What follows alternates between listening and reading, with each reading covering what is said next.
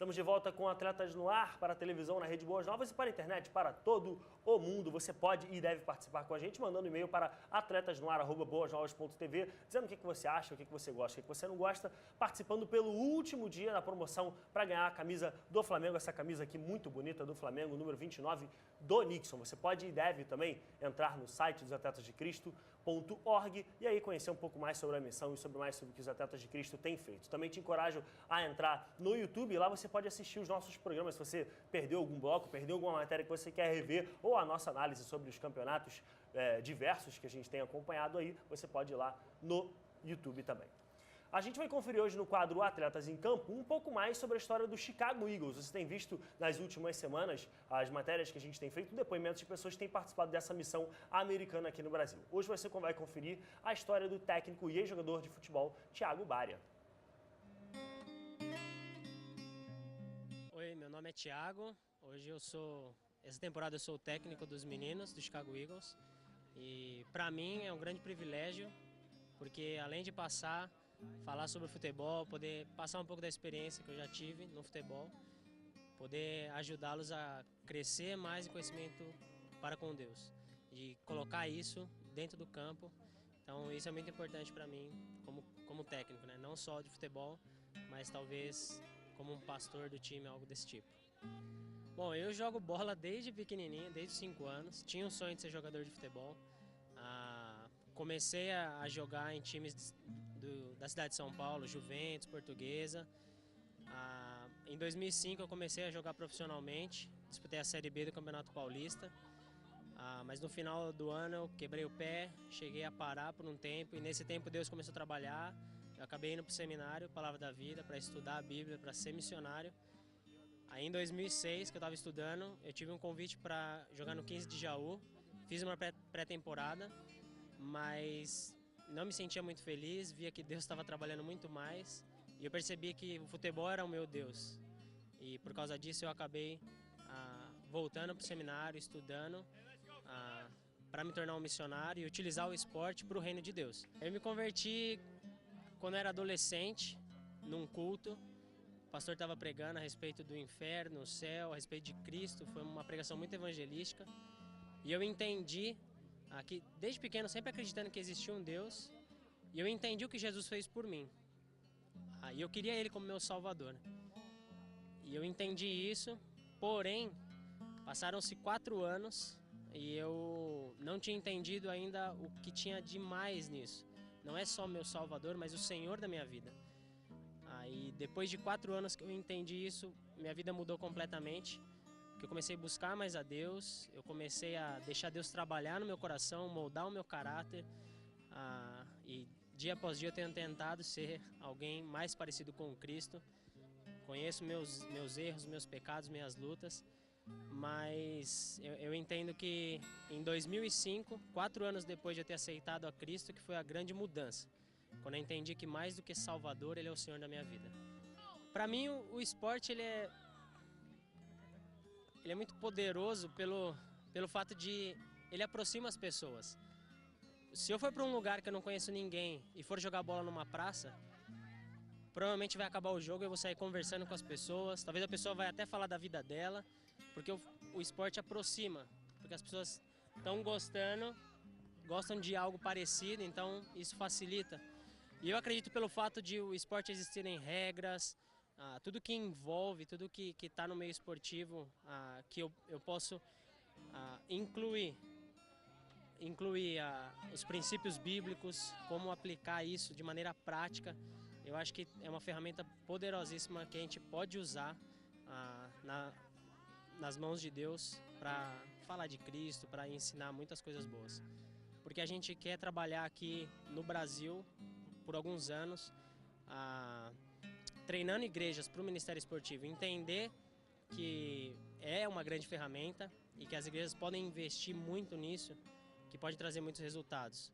Assim como outros ministérios que tem na igreja são importantes, eu acredito que aqui no Brasil poderia olhar mais para o Ministério Esportivo, porque aqui é o país do futebol, aqui tem crescido muitos esportes e eu acredito que se as igrejas olharem com mais carinho, porque às vezes tem uma barreira Porque, não, o esporte tem muita violência, é só brincadeira. Não, dá para fazer muita coisa séria e um trabalho muito bem feito para Deus. Então, a gente quer treinar igrejas e, mais do que isso, a gente quer envolver jovens do Brasil para mostrar, impactar a vida deles que eles podem usar o esporte e serem missionários, serem pessoas que vão ser influentes na igreja e fora da igreja. Para mim, o que eu compartilho com os meninos, para mim é mais que um jogo. Às vezes eu prefiro perder o jogo e ganhar vidas para Cristo do que ganhar o jogo e dar um mau testemunho e talvez as pessoas vão falar, Jesus realmente não faz diferença. Então o que eu tento passar para os meninos é joguem para Cristo em todo momento. E isso vai ser no jogo dentro de campo e no jogo da vida. Então é importante porque eu sei aquilo que Jesus fez na minha vida. E independente da situação que eles vivem aqui, ou talvez hoje a situação que eu esteja vivendo, somos pecadores da mesma forma e carecemos de Cristo. Então a importância de estar aqui jogando hoje não é simplesmente para poder ganhar um jogo, ou seja lá o que for, mas o que eu falo para os meninos, joguem para Jesus, porque é mais que um jogo. Do Thiago Bária, alguém que deixou o futebol motivado por uma vocação, por um chamado de Deus, uma história sensacional. A gente completou aí essa semana, então as matérias referentes ao trabalho do Chicago Eagles, com certeza no ano que vem, quando eles estiverem de volta, a gente vai estar lá também para contar mais histórias sobre esse trabalho missionário.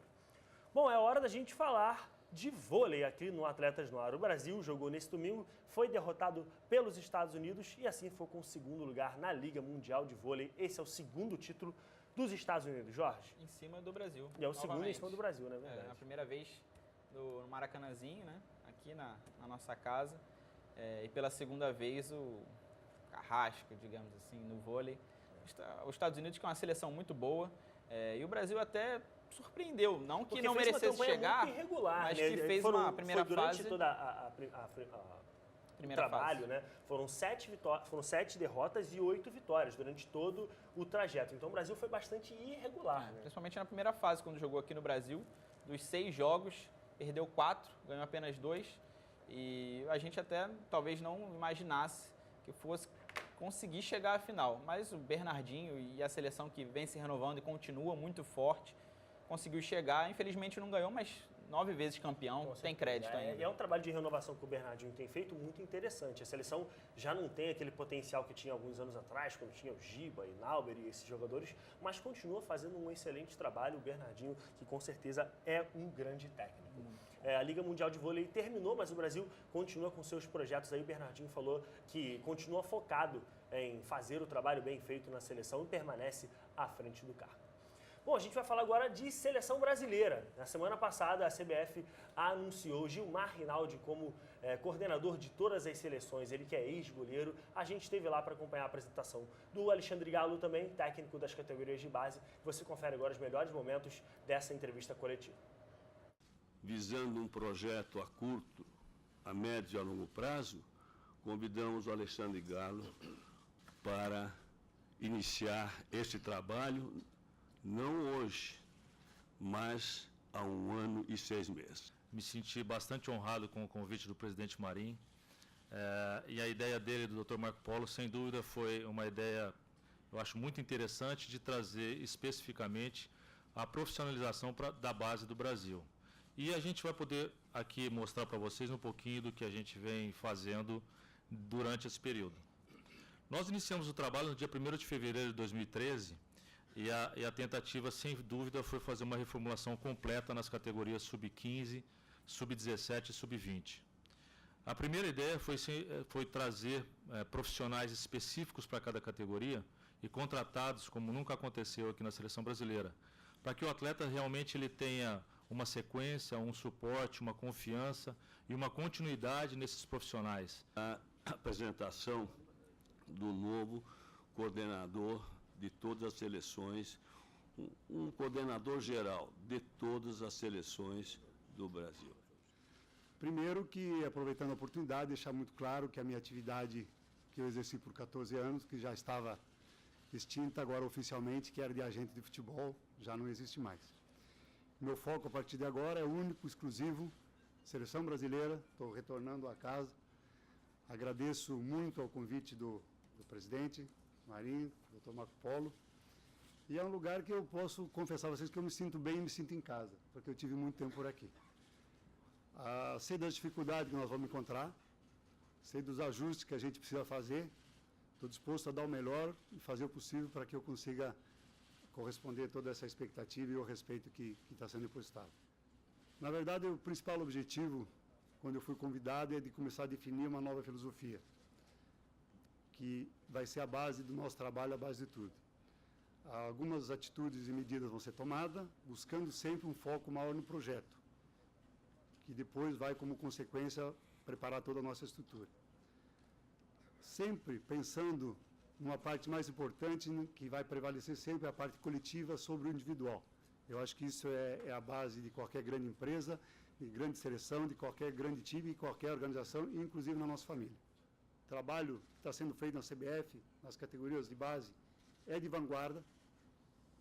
Podemos, com humildade agora, tentar colaborar em alguma coisa, vou conversar com ele, nós vamos ter tempo para isso, porque, na verdade, esse jogador que ele está formando embaixo, como jogador, como profissional, vai ser o nosso jogador do futuro.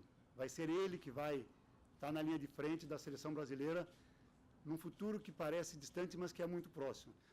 O mais importante agora é definir o que nós queremos. Exatamente, sem dúvida. Qual é o perfil da pessoa que a gente quer comandando a seleção no momento. Respeitando todos os treinadores que passaram, mas é um momento especial. Nós vivemos um momento especial, delicado. E temos que ter humildade de saber reconhecer isso e, a partir daí, sim, nós vamos começar a fazer a nossa coisa. Nós temos que ter aqui uma ideia muito séria e muito definida, que a pessoa que venha, que vai trabalhar com a gente, sabe das dificuldades de assumir a seleção num momento como esse, mas sabe da grande oportunidade e do valor que tem aqui dentro. E nós vamos explicar isso muito bem.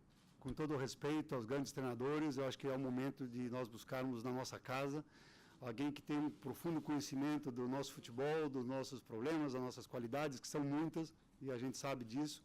Eu acho que o momento é a gente olhar para casa aqui e buscar alguém que tem esse conhecimento muito grande, até porque o tempo que a gente tem nesse momento não é tão grande assim, nós temos que definir isso logo.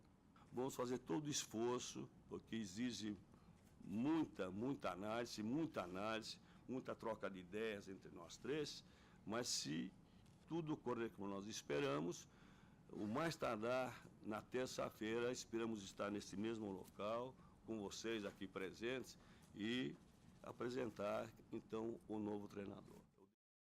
Bom, a terça-feira chegou e hoje realmente foi anunciado o novo técnico da seleção. A gente vai comentar um pouco mais sobre a escolha do Dunga no próximo bloco. Nesse bloco eu queria falar aqui com o Jorge Max sobre a escolha do Gilmar e do Galo, especificamente. O Galo, na minha opinião, é uma boa escolha, uma escolha interessante, já treinava categorias de base, ser escolhido para ficar à frente nesse trabalho e trabalhar com a seleção olímpica é uma escolha natural, né? Sim.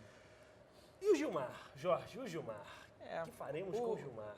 A CBF tem a mania de fazer tudo que não dá certo numa Copa, terminou a Copa, se faz essas entrevistas coletivas e se bate exatamente em cima daquilo que não deu. Você viu ele falando de futebol coletivo em vez de futebol individual. Então, tudo que a imprensa bate muito durante uma Copa do Mundo que não dá certo é sempre trabalhado só em cima daquilo. Acho que falta ainda fazer um plano, um projeto, como eles chamam, realmente verdadeiro, desde a base até a seleção principal. A escolha do Gilmar um pouco estranha e polêmica, porque um ex-agente de jogador... sem experiência nenhuma. E não tem experiência, exatamente. Teve uma passagem rápida pelo Flamengo como superintendente. E a gente tinha especulação do nome do Leonardo, que tem experiência, tem anos de experiência na Europa, em times europeus, né, nessa parte de ser dirigente, né, poderia ter sido esse nome.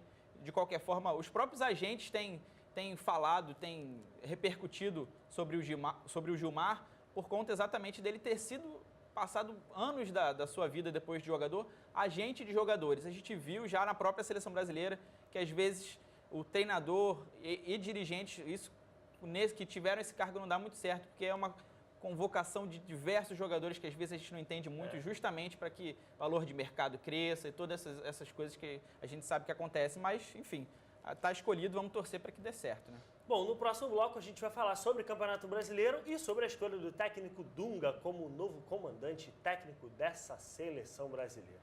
Não perca o próximo bloco.